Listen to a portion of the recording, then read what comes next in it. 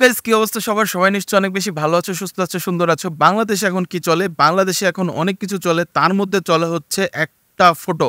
আমি গাইস তোমাদের এখন যে ফটোটা দেখাচ্ছি, এই ফটোটা কিন্তু বাংলাদেশে মোটামুটি ভাইরাল, ভাইরাল, ভাইরাল, ভাইরাল। এই ভাইরালের পিছনে কিন্তু অনেক বেশি কারণ আছে। সে মেইন কারণটা হচ্ছে এই বাচ্চাটার চোখ। এই বাচ্চাটার চোখ দেখে আমি নিজেও লিটারেলি অবাক হয়ে গিয়েছি যে এইটা আসলে বাংলাদেশের কোন অঞ্চলে, কোন জায়গায়, কোনভাবে অবস্থিত। কিন্তু পরবর্তীতে আমার মন ভেঙে চুরে চৌচির হয়ে গেল।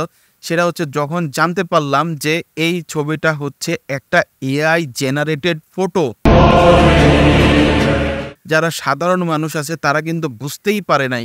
আমি লিটারালি অবাক হয়ে গিয়েছি এই কারণে যে আমি দেখলাম যে বন্যার্তদের পাশে ত্রাণ দেওয়ার জন্য মানুষের কাছে গিয়ে একটা বক্স আকারে করে নিয়ে যাচ্ছে, নিয়ে গিয়ে বলছে যে বন্যার্তদের দান করুন। এবং আমি তাদের গলায় যে একটা আইডি কার্ড দেখলাম, সেই আইডি কার্ডটা ছিল এরকম। সেই আইডি কার্ডের মধ্যে বন্যার্তদের দান করুন তার নাম ছিল, আর এই বাচ্চাটার ছবি ছিল। সো বুঝতেই পারছো এই বাচ্চাটা কি পরিমাণে বাংলাদেশের একদম ওপর টপ লেভেল থেকে শুরু করে লো লেভেল পর্যন্ত মানুষের সবার হৃদয়ের মধ্যে কিন্তু একদম মিশে গিয়েছে। কিন্তু বিষয়টা হচ্ছে এই ফটোটা হচ্ছে একটা টোটালি এআই জেনারেটেড ফটো। আমি তোমাদের এইখানে দেখাই, এই জায়গাটায় তোমরা দেখো গাইজ, সেটা হচ্ছে যে এই বাচ্চাটার ভুরুর এই জায়গাটায় কিন্তু অনেকটা কুচকানো। এআইতে দিয়ে জেনারেটেড ছবিগুলো কিন্তু একটু হালকা ল্যাকিংসের মধ্যে থাকে। এবং তার ঠোঁটের এই জায়গাটা দেখো গাইজ, ঠোঁটের এই জায়গাটাও কিন্তু কুচকানো, যে জায়গাটা এবড়ো থেবড়ো হয়ে আছে। নর্মালি যদি পানির কারণেও কিন্তু যদি এবড়ো থেবড়ো হয়ে থাকে তাহলে কিন্তু এতটা পরিমাণে এবড়ো থেবড়ো হবে না। এবং তার ঘাড়ের এই জায়গাটা হাতের এই জায়গাটায় দেখো মনে হচ্ছে যে এই মাত্র পানিতে এসে হচ্ছে ভিজে গিয়েছে তার হাতের এই জায়গাটায়। কিন্তু নর্মালি কি হয়, নর্মালি যদি এই জায়গাটায় ঢেউ থাকে তাহলে এত ছোট বাচ্চা বা এই জায়গাটা কেমনে বইসা থাকবে? হ্যাঁ, কেমনে বইসা থাকবে? সো আমি জানি না এই ফটোটা আসলে কে বা কোন উদ্দেশ্যে তৈরি করেছে, কিন্তু এই ছবিটা মানুষের ইমোশন নিয়ে আসলে খেলা করা হয়েছে। আমার কাছে মনে হয়েছে অনেকে কান্না করে দিয়েছে এই ছবিটা দেখে। অনেক অনেক অনেক অনেক কমেন্ট দেখলাম। এবং আমি তোমাদের শুরুতে যে ক্লিপটা দেখাইলাম, যেখানে নাকি দেখতে পাচ্ছি এআই জেনারেটেড ভিডিও, এই বাচ্চা নড়াচড়া করতেছে, মুভমেন্ট করতেছে। সো এআই আমাদের যতটা না ভালো করবে, এআই আমাদের ততটা খারাপও করতে পারে। সো সেইটা কিন্তু আমাদের বুঝে নিতে হবে গাইস। সো বুঝতেই পারছো এআই জেনারেটেড ফটো। আমি তোমাদের আরও কিছু ক্লিপ দেখাই, এই ক্লিপগুলো তুমি দেখলে বুঝতে পারবা যে এই একটা ফটো দিয়ে কিন্তু অনেকগুলো ভিডিও তৈরি করা হয়েছে।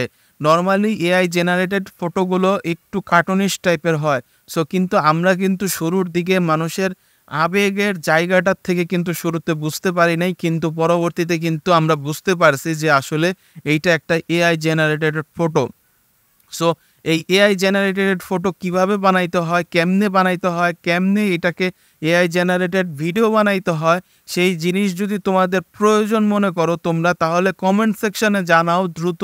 কমেন্ট সেকশানে তোমরা যত দ্রুত জানাইবা তত কিন্তু আমি তাহলে ওই এআই জেনারেটেড কিভাবে ভিডিও বানাইতে হয়, কিভাবে এআই জেনারেটেড পিকচার বানাইতে হয়, সেই নিয়ে আমি একটা বিস্তারিত টিউটোরিয়াল বানাই দেবো তোমাদের। তোমরা নিজেরা দেখা অবাক হয়ে যাইবা।